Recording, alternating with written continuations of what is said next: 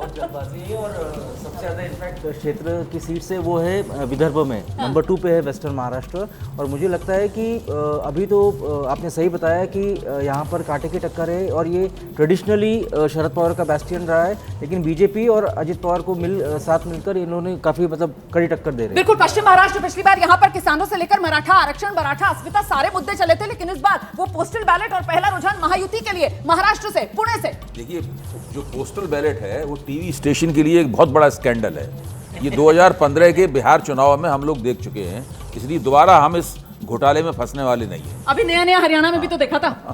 सावित्रीबाई फुले का भी है, तो हम महिलाओं की जो बात कर रहे हैं, हमें देखना होगा कि पुणे में जनता जो है वो किस तरह से वोट करती है। तो पहला रुझान जो वहां से आ रहा है, ये बड़ा इंटरेस्टिंग लग रहा है। बहुत इंटरेस्टिंग। आपको भी लग रहा है पहला रुझान पुणे कैंट से? तो रोमाना जी, वो रेस की जो बात चल रही थी, उसी एनालॉजी में मैं ये कहना चाह रहा था, दरअसल ये रिले रेस है ही नहीं, ये 3 लेगेड रेस है। एक दौड़ होती थी जिसमें 2 बच्चे पैर बांध लेते थे रुमाल। तो अपने अपने अलायंस में भी एक लड़ाई है कि कौन कितना अच्छा करेगा, और इसीलिए जो कहा गया है कि भारतीय जनता पार्टी ने इस बात पर बड़ा ध्यान रखा है। और खाता भी सबसे पहले जो रुझानों में खुल रहा है वो बीजेपी का ही खुल रहा है। पुणे कैंट, बीजेपी का खाता खुलता हुआ पुणे कैंट से महायुति को पहला रुझान मिलता हुआ अपने खाते में। हालांकि ये पोस्टल बैलेट की गिनती है जो बस अभी अभी शुरू हुई है। और लीजिए एक और रुझान अब मैं आपके सामने रखने वाली हूँ पोस्टल बैलेट से। ये शुरुआती रुझान आ रहे हैं पुणे कैंट से। बीजेपी के कामले सुनील आगे हैं, ये इस वक्त की बड़ी खबर मैं आपको बता रही हूँ। गोंदिया से कांग्रेस के गोपाल दास अग्रवाल आगे, गोंदिया से कांग्रेस आगे, और गोंदिया का इलाका मतलब विदर्भ वाला इलाका, और यही गोंदिया भंडारा खुद नाना पटोले वाला ये पूरा इलाका, और यहाँ से कांग्रेस शुरुआती रुझान पोस्टल बैलेट का रुझान उस पे आगे।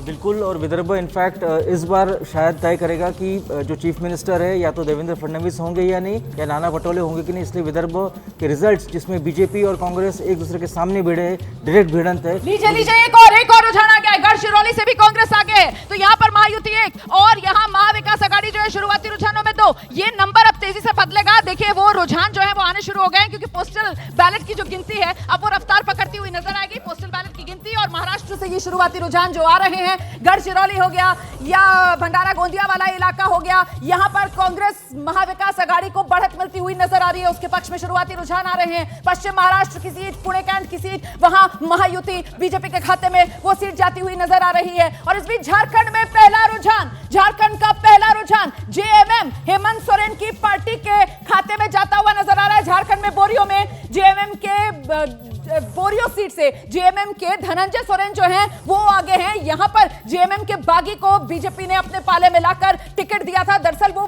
बोरियो वाली जो सीट है वो पिछली बार जीते थे लोबन हेम्ब्राम, और उन्हीं के सामने धनंजय सोरेन को इस बार उतारा था जेएमएम ने। और झारखंड से देखिए किस तरीके से एक के बाद एक ये रुझान सामने निकल कर आ रहे हैं। पोस्टल बैलेट की गिनती शुरू हो गई है। पुणे कैंट से बीजेपी के कामले सुनील आगे चल रहे हैं। वहीं महाराष्ट्र की अगर बात की जाए तो गोंदिया से कांग्रेस के गोपाल दास अग्रवाल आगे बने हुए हैं। साथ ही गढ़चिरौली से भी कांग्रेस के जो उम्मीदवार हैं मनोहर तुलसीराम, वो आगे अपनी बढ़त बनाए हुए हैं। तो मतलब विदर्भ से फिलहाल कांग्रेस के लिए ये 2 अच्छी खबरें आ रही हैं। अहमदनगर से एनसीपी शरद गुट के अभिषेक जो हैं वो आगे चल रहे हैं। झारखंड में पहला रुझान जेएमएम के पक्ष में आया है, बोरियो से आया है। और महाराष्ट्र में देखिए नंबर बदलता हुआ। महाराष्ट्र में इस वक्त महायुति और महाविकास आघाड़ी दोनों 2-2 पर। झारखंड के महेशपुर से सीपीएम के उम्मीदवार आगे चल रहे हैं। ये बेहद महत्वपूर्ण हो जाता है, क्योंकि यहां महेशपुर से तो स्टीफन मरांडी जेएमएम के बड़े उम्मीदवार वो चुनाव मैदान में थे। और लीजिए किस तरीके से ये तस्वीर बदल रही है महाराष्ट्र के अंदर। महायुति महाविकास आघाड़ी, फिलहाल महायुति 2 पर है, महाविकास आघाड़ी मतलब कांग्रेस गठबंधन जो है वो 3 पर है। और एबीपी न्यूज पर ये सबसे तेज रुझान अभी तो आ रहे हैं शुरुआती। पोस्टल बैलेट की अभी गिनती शुरू हुई है, और पोस्टल बैलेट की शुरुआती गिनती में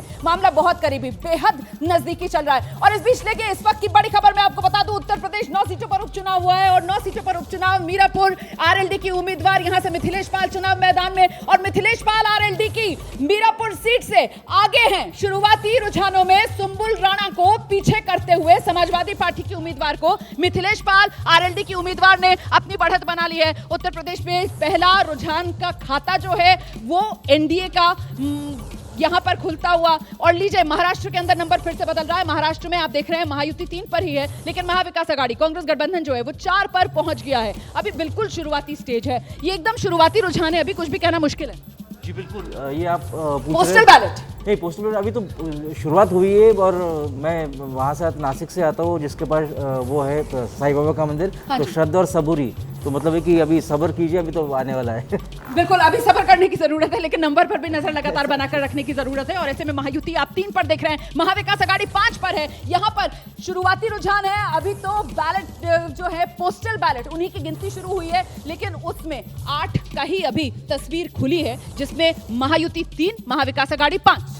मैं रोमाना जी पहले ही बोला हूँ कि जो विदर्भ और मुंबई जीतेगा उसी की सरकार बनेगी। और मेरा अपना व्यक्तिगत आकलन ये है कि महाराष्ट्र में विदर्भ से चीफ मिनिस्टर बनने की संभावना कम है। चीफ मिनिस्टर चाहे महायुति हो या महाआघाड़ी, मुंबई से ही बनेगा। बिल्कुल, लेकिन मुख्यमंत्री जो विदर्भ से बने हैं ना, 2 देवेंद्र फडणवीस और वसंतराव नायक, उन्होंने महाराष्ट्र की सत्ता के अंदर 5 साल का कार्यकाल अपना पूरा किया है। ये भी खिताब विदर्भ वाले नेताओं के नाम पर ही है। और फिलहाल विदर्भ जिसका जिक्र कर रहे हैं शुक्ला जी कि साहब, जो विदर्भ जीतेगा वही सत्ता के करीब पहुंचेगा महाराष्ट्र में। तो फिलहाल ये जो महाविकास आघाड़ी और कांग्रेस, विदर्भ से ही ज्यादातर सीटें आ रही हैं, इसकी तो पोस्टल बैलेट में शुरुआती।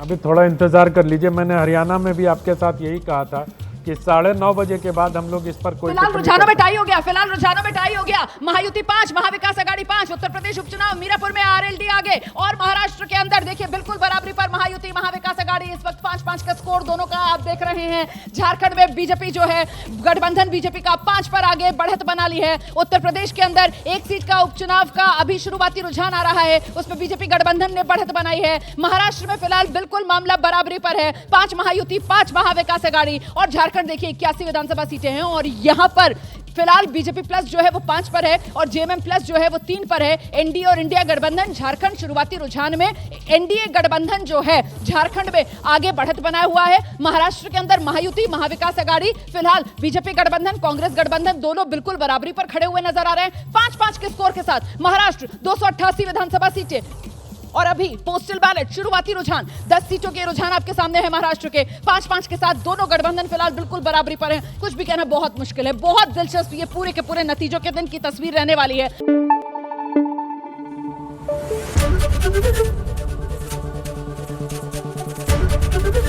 एबीपी न्यूज आपको रखे आगे।